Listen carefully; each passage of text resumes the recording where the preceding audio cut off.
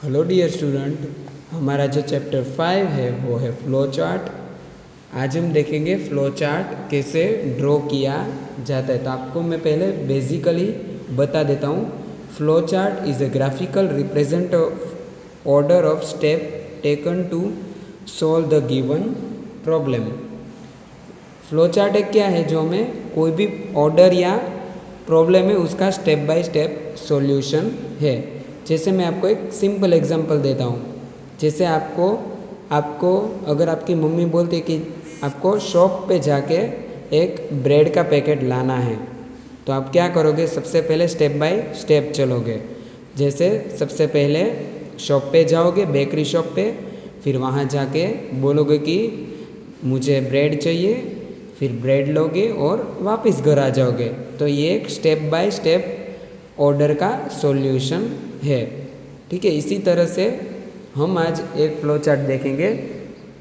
Finding number of days in 3 week. आपको पता है कि 3 वीक में कितने डेज होते हैं, तो उसका सॉल्यूशन करने के लिए क्या फ्लो चार्ट यूज़ होगा?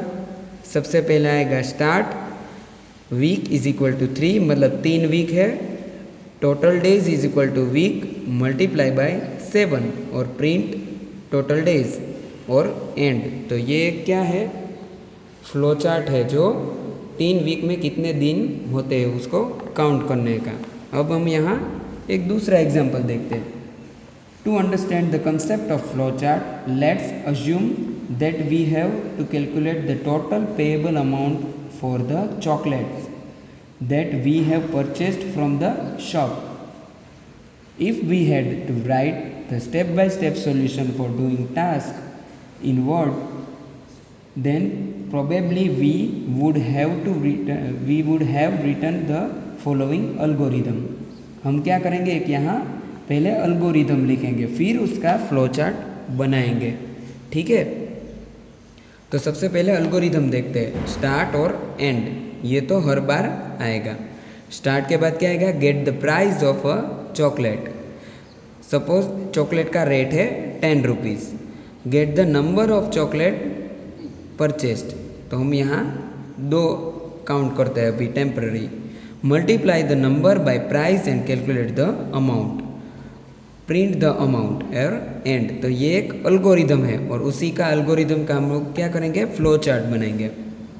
Instant the words this step can also be deprecated using symbols. अब हम सिम्बॉल का यूज़ करके फ्लो चार्ट बनाएंगे। ठीक है, तो सबसे पहला आया start, get the price of chocolate, get number of chocolates purchased, multiply number of chocolates by price and calculate the amount, print amount and end. तो ये क्या बना? एक फ्लो चार्ट बना चॉकलेट की अमाउंट काउंट करने का। अब हम जो फ्लो चार्ट के सिंबल्स है वो देखेंगे। सबसे पहले नोट देख लेते हैं। In flow chart each step is shown using standard symbol. Only prescribed symbol have to use for making the flow chart. जो प्रिस्क्राइब किया है वही जो है सिंबल वही हम यूज़ कर सकते हैं। हम कोई दूसरे सिंबल का यूज़ नहीं कर सकते। ठीक है, और फ्लो चार्ट में जो स्टैंडर्ड सिंबल है उसका यूज़ किया जाता है।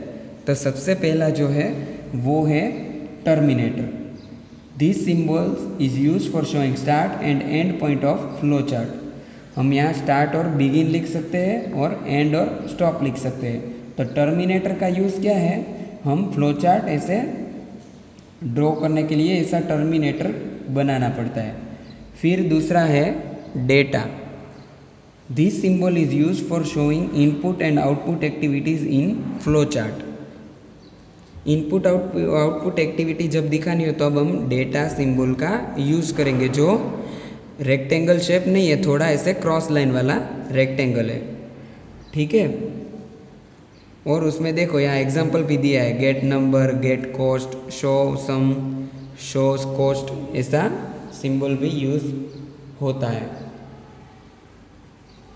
अब जो है तीसरा वो है प्रोसेस।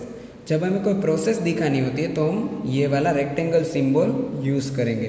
जैसे कैलकुलेट सम, कैलकुलेट अमाउंट, तो वो सब के लिए हम क्या यूज़ करेंगे, ऐसा rectangle shape.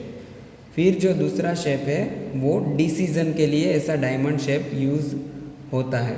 This symbol is use for checking given condition. अगर हमें कोई कंडीशन रखनी हो कि अगर सम ग्रेटर देन 10 या फिर एज ग्रेटर देन 60, ऐसी अगर कोई कंडीशन रखनी हो तो हम ऐसा डिसीजन वाला सिंबल यूज़ करेंगे। और फिफ्थ है वो है फ्लो लाइंस, जिसमें एरोस दिए गए। एरो के सिंबल क्या होते हैं, फ्लो लाइन दिखाते हैं। जो आपने पिछले जो हमने फ्लो चार्ट देखा उसमें आपने देखा होगा। तो आपको ये सब अब सिंबल समझ में आ गए होंगे। अब जो रूल्स और कैसे ड्रॉ करते हैं फ्लो चार्ट वो हम नेक्स्ट वीडियो में देखेंगे। तब तक आपको ये सभी सिंबल्स देखना है और अपनी बुक में ये लिखना भी है, ठीक है।